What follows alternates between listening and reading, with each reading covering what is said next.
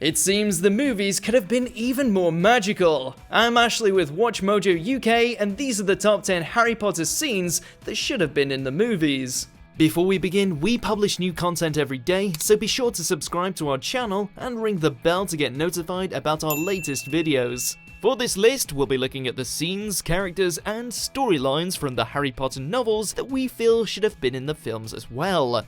While everyone and their cat has seen or read the Harry Potter series, there could still be some spoilers ahead. You're a wizard, Harry. I'm a what? A wizard. Number 10, the real final showdown, Harry Potter and the Deathly Hallows. The final battle between the series' eponymous teenage wizard and the inhumanly villainous Lord Voldemort sees the fated foes battle throughout Hogwarts, or at least that's how it is in the movie version.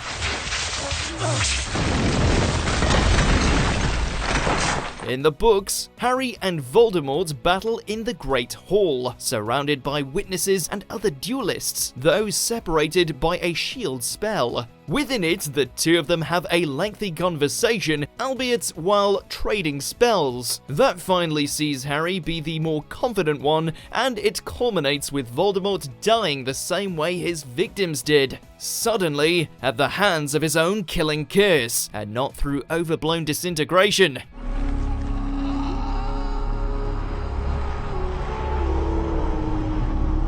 Number 9, SPEW and House Elves in general, Harry Potter series. One of the most prominent side stories to be expunged from the films is that of the House Elves, magical beings who are horribly mistreated slaves to wizards and who even work at Hogwarts. Dobby! Stop! Dobby! Dobby! Dobby, please stop! While plot-important elves like Dobby and Creature are still present, other elf characters like Winky, as well as her notable subplot in Goblet of Fire, including that kitchen scene, are completely omitted. Hell, they weren't even seen in the final Battle of Hogwarts. And because of their lack of presence, Hermione never establishes the Society for the Promotion of Elfish Welfare, or SPEW, a social crusade that she embarks on to get the elves better treatment and their freedom. Without it, Hermione's character just doesn't feel complete in the films. Help me! Such a beautiful place. Number 8, the Half-Blood Prince, Harry Potter and the Half-Blood Prince. The titular figure of the series' 6th installment, the Half-Blood Prince is the apparent owner of a potions textbook that Harry acquires, whose notes help him excel at the subject for the first time and gives him tips on various uncommon but useful spells. In the film, this is reduced to one spell. Also, the novel sees the prince's identity and Harry's use of the spells he learns between the textbook's pages be a point of contention between Harry and Hermione. How did you do that? Crush it, don't cut it.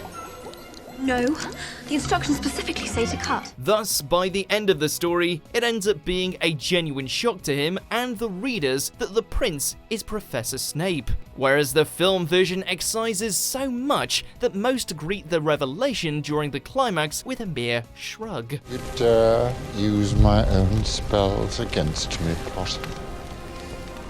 Yes, I'm the Half-Blood Prince. Number 7, Dudley's Good Bye to Harry, Harry Potter and the Deathly Hallows. The Dursley family are incredibly horrible to Harry growing up, especially their son and Harry's cousin Dudley, who relentlessly bullied him during their early years. Mummy! Dad, come here! I can't believe what this snake is doing! However, after Harry saves Dudley's life in Order of the Phoenix, Dudley does start to come around, even making Harry tea, although Harry does end up literally stepping in it. So, when Harry sends the family away to protect them from Voldemort, it's notable that only Dudley realizes the gesture and thanks Harry and shakes his hand. While this scene is absent from the final version of the first part of the Deathly Hallows movies, it was filmed and the deleted scene can be viewed on home video. I don't think you're a waste of space.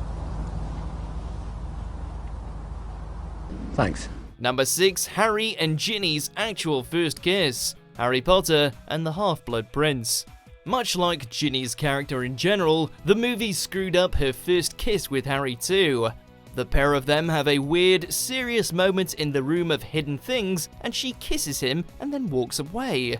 However, in the original book, Quidditch has much more of an emphasis, and the two of them grow closer while playing on the team together, even if Ginny is seeing Dean for most of the story. Honestly, Mum, they're only holding hands.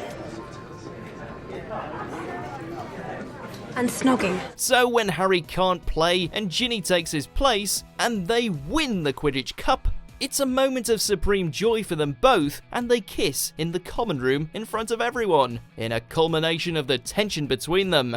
Isn't that objectively and subjectively better?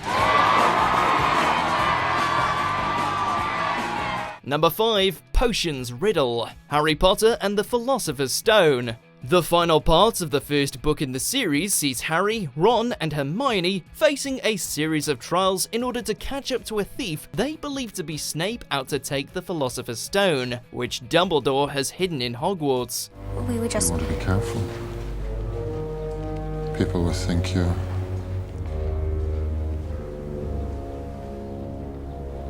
up to something. Although it ends up not being the potions teacher, the novel version features a trial by Snape, which is not present in the film. Rather than a test of potion ingredients or creation, Snape presents a series of different potions and a logic puzzle that must be solved correctly to progress.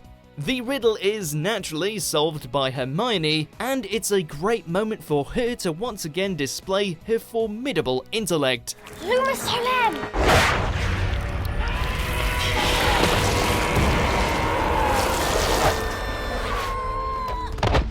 Number 4, developing Tonks and Lupin's relationship, Harry Potter and the Half-Blood Prince. These two had a lot to overcome, from Professor Lupin's werewolf condition, to their sizable age gap, to the whole getting married during a war thing. My husband, the Joker.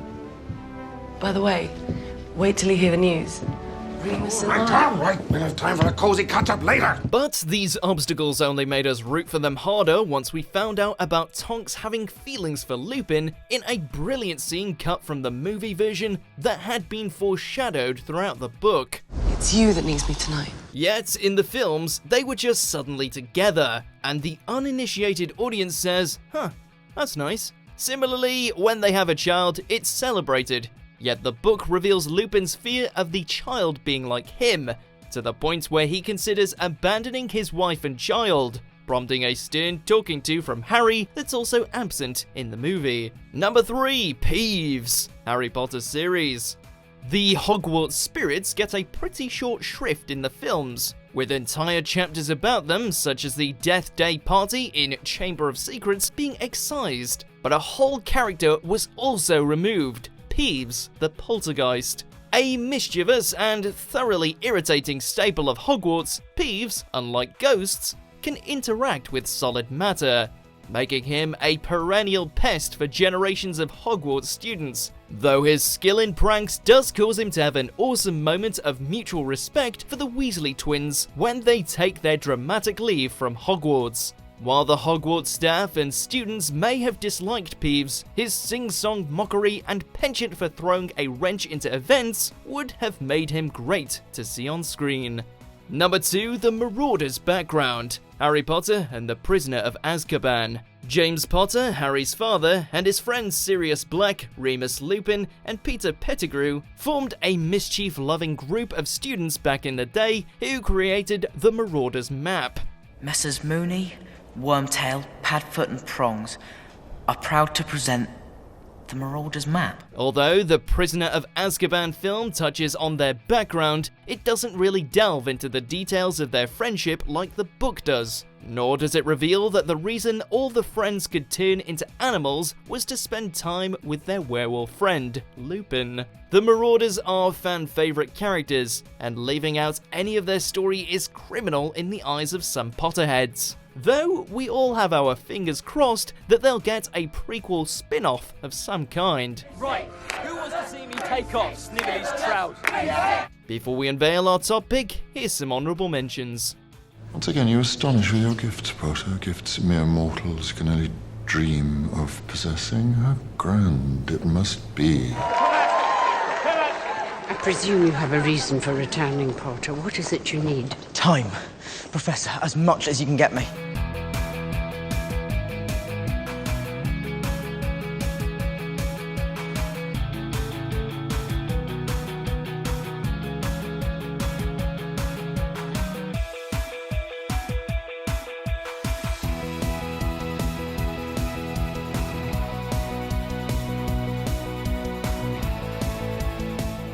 Number 1, Nevilles Parents in St. Mungo's and Lockhart Returns. Harry Potter and the Order of the Phoenix. The series' 5th installment sees Harry and his friends visiting Mr. Weasley at St. Mungo's, a wizarding hospital. While there, they run into an amusingly amnesiac former teacher of theirs, Gilderoy Lockhart, who still seeks fame, even if he can't remember why. More tragic though is when they run into Neville Longbottom and his grandmother, who are visiting Neville's parents. Here it's revealed to Harry's friends, though not to him, that Neville's mother and father were tortured into insanity by Voldemort's followers. The scene offers a concrete glimpse at the kind of damage Voldemort has done to people's lives. Plus, Neville's mum giving him a candy wrapper breaks our hearts every time. Do you agree with our picks? Check out this other recent clip from WatchMojo UK and be sure to subscribe and ring the bell to be notified about our latest videos.